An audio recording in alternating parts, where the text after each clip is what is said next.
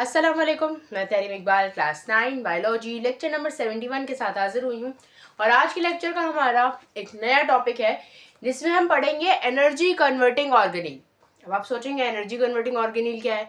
अब प्लांट्स जो हैं उनमें एक बहुत स्पेशल ऑर्गेनील प्रेजेंट होता है जिसे हम प्लास्टिड कहते हैं, जो एनर्जी को कन्वर्ट करता है। मतलब जो सनलाइट आती है उसको वो प्लांट्स के लिए फोटोसिंथेसिस करके फूड में कन्वर्ट करता है, यानी केमिकल जो सनलाइट आती है उसको केमिकल एनर्जी में या फिर फूड में कन्वर्ट करता है, इसलिए इसको एनर्जी कन्वर्टिंग ऑर्गेनील कहा जाता है।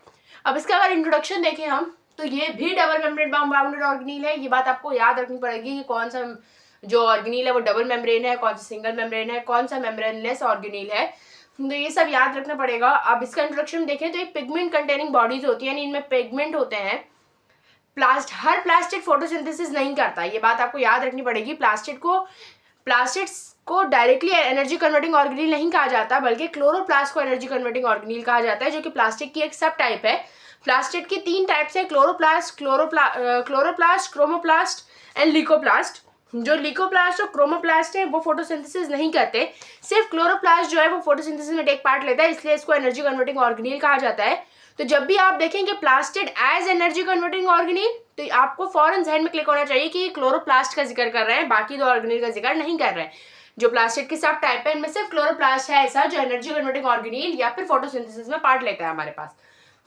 अगर अब हम देखें तो ये पिगमेंट कंटेनिंग बॉडीज होती है plastids present in the plant cell alga. और क्या होता है, रॉडलेट लाइक शेप होती है।